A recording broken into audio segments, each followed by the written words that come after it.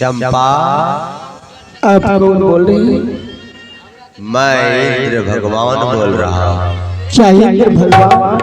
जिस इंद्र के तो एक बचपन से सेवा करती आ रही, हाँ भगवान, आज मैं तुम्हारे भक्ति के ऊपर प्रसन्न हूँ।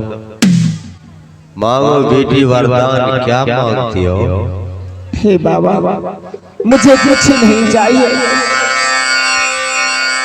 मुझे एक वरदान दो कि मेरे पति और काया है उसे कंचन कर दीजिए प्रभु। चंपा, हाँ भगवान, तुम्हारे पति को कोड़ काया नहीं। हाँ, आज से कुछ दिन पहले माँ से इजाजत लेकर जंगल शिकार करने के लिए गया था और माँ ने इजाजत दिया था कि बेटा पूरा पश्चिम और दक्षिण की ओर शिकार करना, उत्तर की ओर आगे कदम नहीं बढ़ाना। ये राजकुमार है, आपने माँ की वचन काट कर उत्तरखंड की ओर चला गया। इसके ऊपर संकट था। इच्छाधारी नाग ने बहुत प्रयास किया कि रुक जा, लेकिन ये भी एक क्षत्रिय कुल का क्षत्रिय है। 1 2 3 की सहारे उस इच्छाधारी नाग को हत्या कर दिया और आवेश में आकर नागिन ने इसे श्राप दे दिया। नागिन की श्राप से इसके शरीर में कुष्ठ रोग हो गया है। जाओ उसी जंगल में एक चादर ओढ़ के सो जाना। मैं इंद्रासन से नागिन को भेज रहा हूँ। नागिन ने दिया हुआ श्राप को वापस कर लेगी। ठीक है भगवान, मैं इसे लेकर यहाँ से जा रही हूँ। ठीक है, जाओ उसी जंगल में, मैं नागिन को भेज रहा हूँ। मैं ले जा रही हूँ। स्वामी जी, जागिए स्वामी जी।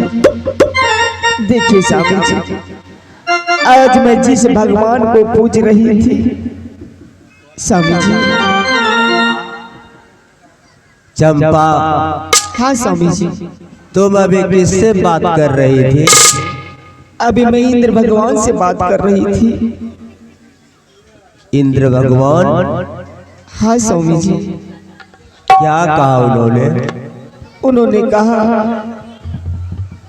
तुम्हारे पति कोर्ट से मुक्त हो जाएंगे। मुक्त हो जाऊंगा? हाँ स्वामी जी। अब ये दुख मेरे नजरों से नहीं देखा जा रहा है, मुझे मुक्त कर दो चंपा। स्वामी जी, यहाँ से चलिए। जिस जंगल में आपने एक नागिन को हत्या किया था, उसी जंगल चलिए और उसी जंगल में दोनों पति पत्नी चादर ओढ़ के सो जाएंगे और वहां से नाग को भेजेंगे और उनके मुखों से हम लोग इसका मुक्ति हो जाएंगे। नागिन? हाँ स्वामी जी। हाँ चंपा, धीरे धीरे मुझे याद आ रहा है कि मैं एक राजकुमार था और एक दिन जंगल में इच्छाधारी नाग को आपने हाथ बाणों का शिकार बना लिया और नागिन ने मुझे श्राप दे दिया। नागिन की श्राप से मेरे शरीर में कुष्ठ रोग हो गया है। चलो, अगर इंद्र भगवान ने तुम्हें वरदान दिया है तो उसी जंगल में जाकर चादर ओढ़ के सो जाऊंगा। नागिन अगर दिया हुआ श्राप को वापस कर लेगी तो मेरा काया निर्मल हो जाएगा। चलो चंपा, लेट मत करो। आहे याजुकी में हे चलवा हे स्वामी जी। तो सारो हे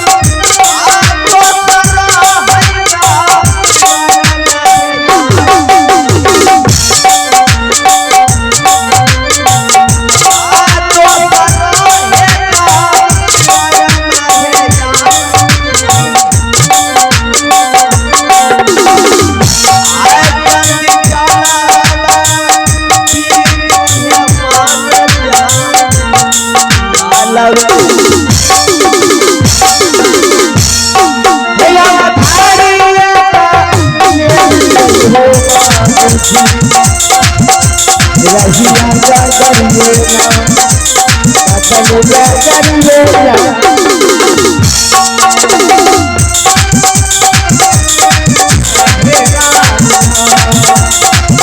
अब हाथ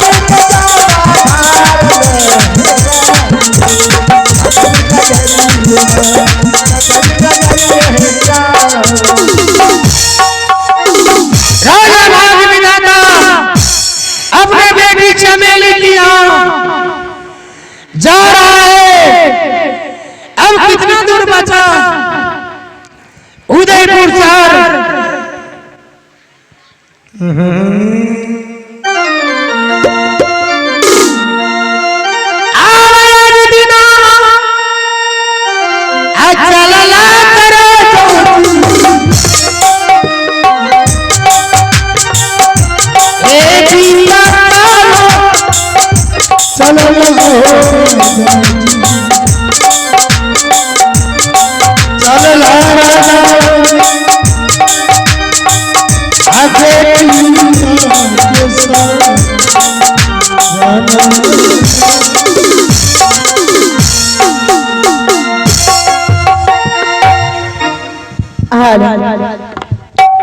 स्वामी जी, हाँ महारानी, लगता है अपना महल पहुंच गया चंपापुर शहर।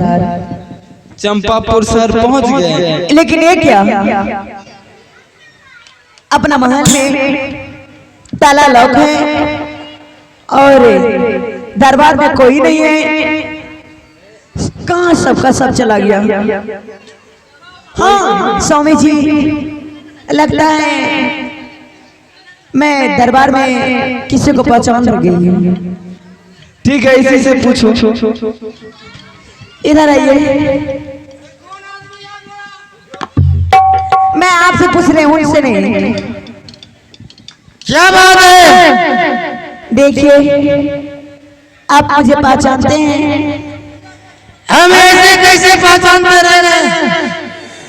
कैसे गाय जमीन कहने चाहिए, ये अच्छी नहीं जाने चाहिए। क्या?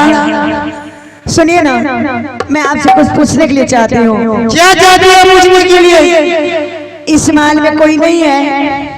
इस महल में सब कोई है। सब कोई है, लेकिन आप कौन है? लेकिन कुछ नहीं है। सब कुछ है लेकिन कुछ नहीं है, लेकिन आप कौन है? हम इस दरबार का मंत्री हूँ। मंत्री? हाँ, मैं आपको पहचान गई। आप कौन है? आप मुझे नहीं पहचान पाए? हम ऐसे कैसे पहचानेंगे? इधर देखिए ना, मैं चमेली हूँ। अरे चमेली मान, हाँ, इतना दौलत की घर में शादी किया, फिर भी ये कपड़ा पहन के। क्या बताऊं मंत्री भैया, हालत कुछ ऐसी हो गई।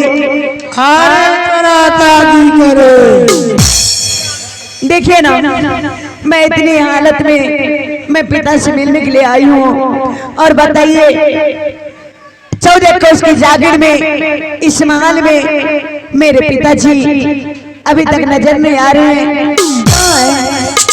देखो चमेली मान, जिस दिन से चंपा इस घर से चले गए। कहाँ चले गए? ये राजा भाग विधाता एक कोढ़ी की साथ में चंपा मान को यहाँ से विदा कर दिया। उसी तारीख से आपका जो पिता है उसका यहाँ का रोशनी धीरे धीरे खत्म हो जाएगा। नहीं, ये नहीं हो सकता है। लेकिन मंत्री भैया, मैं पिता से मिलने के लिए चाहती हूँ। आखिर मेरा पिता है कहाँ?